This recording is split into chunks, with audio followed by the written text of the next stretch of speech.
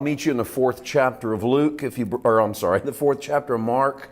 If you brought your Bibles, and meet me in that second gospel in the sequential order of gospels, probably the first gospel in the order of the gospel writings. Mark was probably the first to put anything to paper in regards to the life of Christ and the bio of Jesus. Mark is a sort of a straightforward record of the biography of Jesus. It doesn't include the nativity.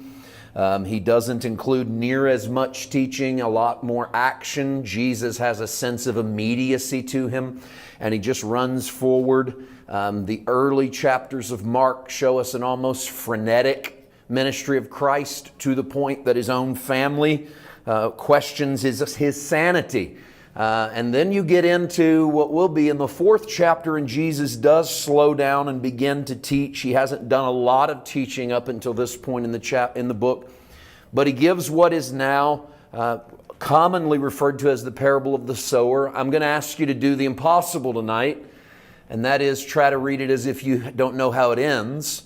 Try to read it as if you've never heard it before. I say that's impossible because you do know how it ends. You probably have heard it before, and therefore when you read it through, this is why I ask you to try, is because when you read it through, you'll bring the ending into the beginning. So what happens when we read the Jesus stories, any story in the Bible with which we're familiar, is we take what we know it's going to say and we start to think about that as the story opens. And if you know how it ends, how many of you have ever watched a movie twice? And when you get the second viewing of the movie, you know how it ends, and therefore you pick up on things you missed the first time through, right? You go, oh, I didn't catch that the first time we watched it. I'm glad we watched it again because I missed it. Because don't trust that guy. He's not who you think he is. I know how this movie ends, that kind of thing. And so what happens is, because you know the ending, it starts to color how you view the story. In fact, the story can be less dramatic. Because, there's no drama there. I know who the killer is. I've already seen the end of this movie, but the music's trying to trick you. That guy's not who you know. That's how we play it out. Same with Jesus stories, any story of the Bible. We read the story, we hear it in Sunday school, we hear it preached, we've lived it out.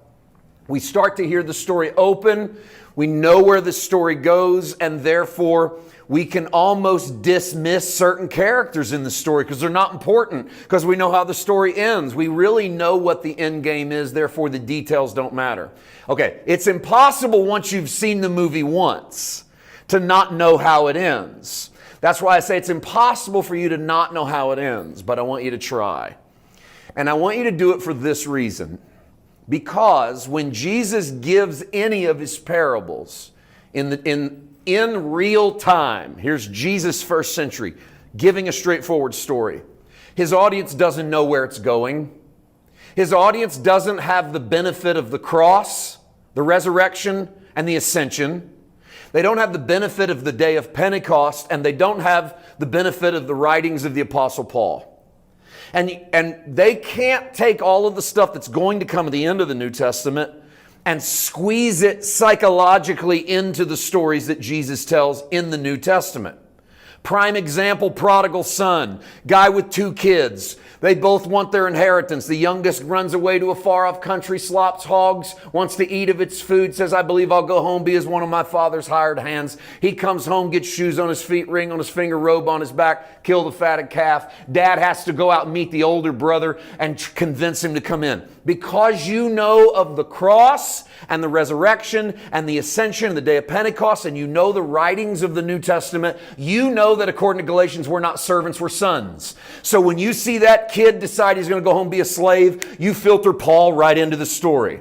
And then you know that you cannot be made righteous based upon your performance, because it's not works that does it, but it's God's grace. Therefore, when you read about that elder brother, you go, this kid needs a good theology lesson because he's out here in the field thinking he can earn his father's love. None of Jesus's crowd had the book of Galatians.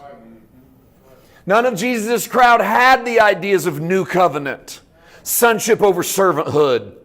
What in their mentality, it's hard to imagine who they thought they were in the story. But they knew some kids who had run away from home and were having a hard time having a relationship with their parents. And so maybe the younger brother becomes that kid down the street they heard about that can come home if he wants to, because maybe there is love there. There's probably 1,000 ways you could interpret that story, but we get trapped because we can only interpret it one or two ways because we have the rest of the Bible. So when you read the Bible, sometimes you have to take a step back and say, what would happen if I had not already had brother so-and-so tell me what this story means? What would happen if I hadn't sat through 3 Sunday school classes on this story?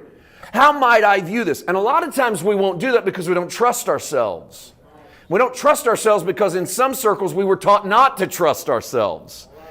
People would say, you don't have the power to interpret this story. You better listen to Pastor so-and-so or brother so-and-so, and therefore don't even try. And so we haven't really even used our legs to try and walk this out on our own or wrestle this out on our own. And so I want to challenge you tonight to try and wrestle this out a little bit on your own, to hear this story through a new lens. And I'm not a big smash down the walls deconstruction guy. All the time, I've went through that phase where I come into God's grace, come into the finished work, and then just started smashing down all the other sermons I'd ever heard and all the other concepts of religion I'd ever heard. And then I got to realizing that you can't build a house with a sledgehammer. Any carpenters in the house? You can knock old walls down, but you don't build houses with sledgehammers. You just tear old houses down with sledgehammers.